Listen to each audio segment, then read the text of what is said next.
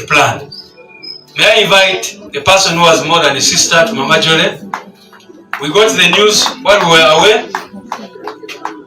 And of course, Mama, no, please come. I'm just talking about your relationship with Mama Jole. This was like a twin sister to her. They were always fighting, always happy, but they were always together, like, siblings. And Mama Jole had a sense of humor. Let me say this also. One time she came to my office, and you know how she used to speak. In one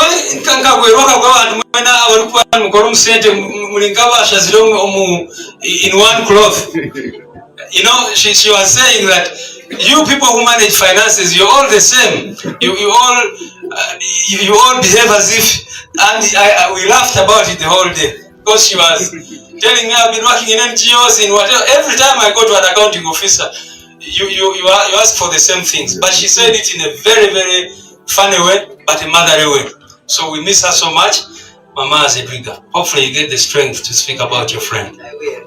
Thank you very, very, very, very much. Can you play for me till we meet again? Because,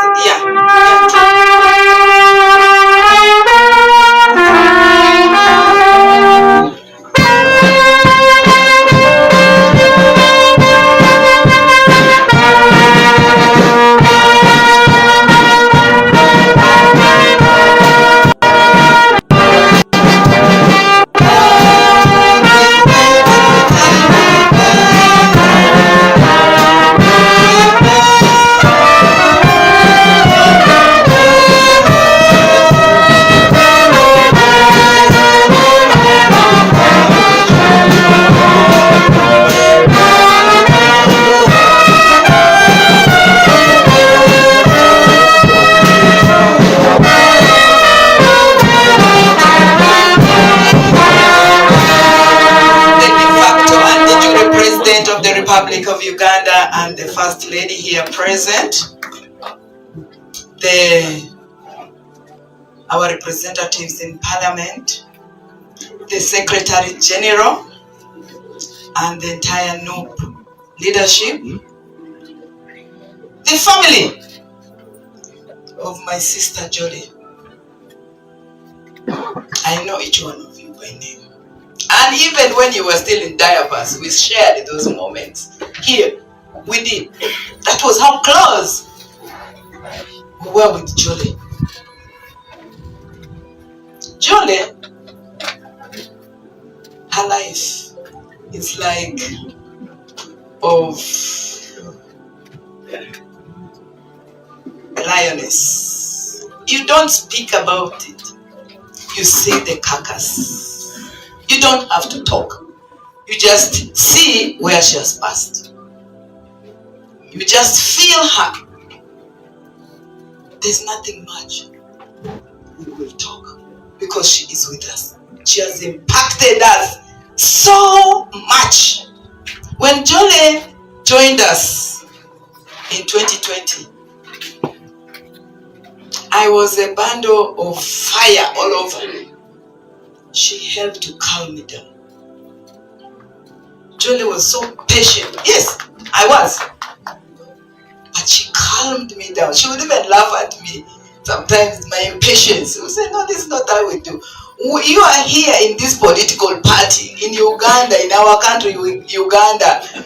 They have made us look like we are in our uncle's places, born out of a wedlock, and our mothers never told the father. So our uncle did not eat the bull or the cow, So you are treated as a non-human here in Uganda, okay? She would speak it in Runyankole, that when you are at your uncle's place where they have not been paid the dowry of your mother, they will give you the not liver, the furfur, the lung, and when they give it, you don't complain. But we're going to change this, and that stayed with me. Okay, she made me internalize how we are being treated in Uganda, like they never Like we're not even Ugandans, but we should strive on. Jolie was a counselor. She would counsel you and convince you. Actually, negotiator. She would negotiate. She would come to, if I may compare the situations, I used to tell her, you would come to Arua in January and convince me to buy raincoat that it will rain tomorrow. That was how convincing she was. She would tell you. She would sell the party, the idea. Her conviction was beyond reasonable doubt. Amidst all that knowledge, all that rich experience, she was very humble and a listener. She would listen to your side of the story. You know, people would go to her and say, this one is that. Of course, at one time she was acting in charge chair of the disciplinary committee. People would condemn you, but she will come and listen. She was a good listener. Something we must all learn. She did not believe in hearing from the social media. No. And she was a team builder. She related as what Joyce Meyer says, people will forget how you dressed. People will forget the English we spoke, but people will never forget how you made them feel. Julie will not speak to you. She will touch you. She will not be present with you. She will make you feel her presence. Sometimes even her silence often spoke. Julie loved grassroots organizing. Her passion was grassroots.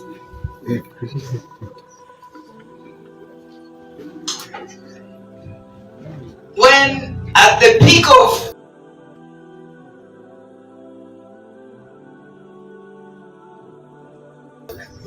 our campaigns,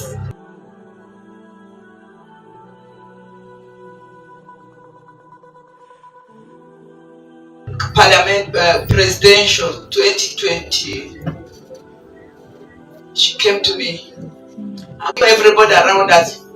That shows her principle and faith. I told her I'm not going to run for any other post as an MP or whatever. She sent them to me because I trust and I know and I'm very convinced. I can feel it. Our president is going through. He's so loud. He's so charismatic. I see, and he's anointed. Isaiah. She even got it. And one time you read it in church. She had those powers and convictions. Very proud. To you, the children, you had a mother. She shared your stories with us. We request we continue with that legacy and even scale it up. Many of you call me Auntie Lina. I remember when I came to the hospital, Dr.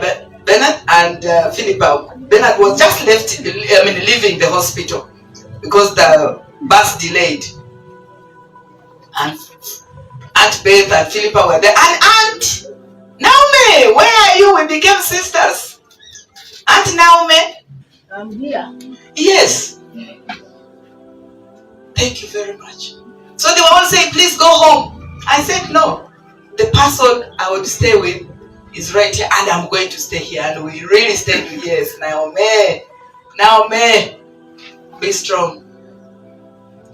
And that for me was a moment that will live with me forever. Because early in the morning, Naomi requested that please, this is the time at 5:30 something. This is now the time you can at least go near her. So I sneaked near, and she was there, calm, and my sister Jolie, Kunga. You know, she started moving her legs. Naomi, the dog. Yes, she even gave me her hand that day. She did.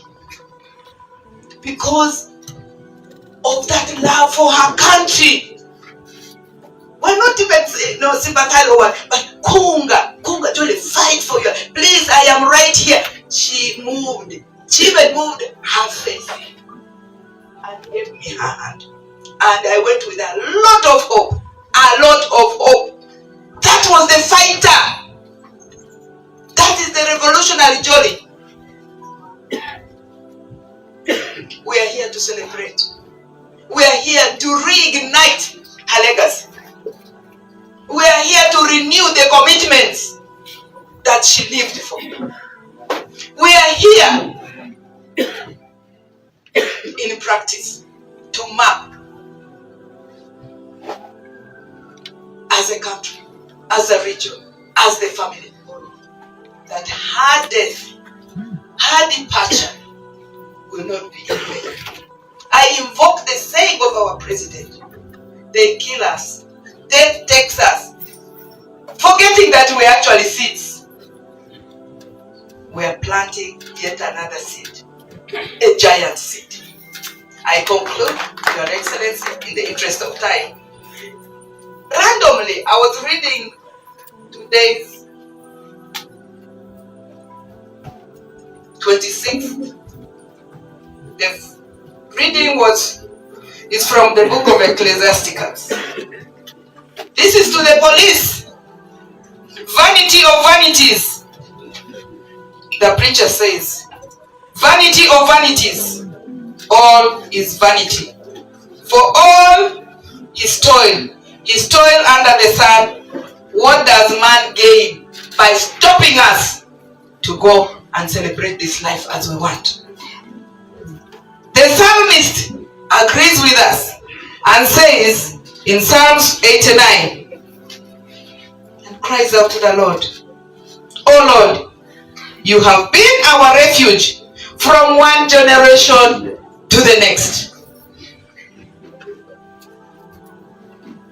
And in the gospel, as we reflect in this wonderful life of a mother, of an icon,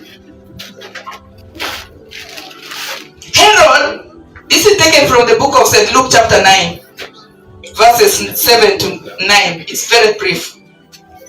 Herod the Tetrarch had heard about all that was being done by Jesus. And he was puzzled because some people were saying that John had risen from the dead. Others that Elijah had reappeared. Still others that one of the ancient prophets had come back to life. But Herod said, "John, I beheaded him. So who is this I hear such reports about?" And he was anxious to see Jesus. Your Excellency, the strength I get is from her. When I lost my son, when we lost Aaron, we were with her. I met him lifeless with June. That was how she was, June.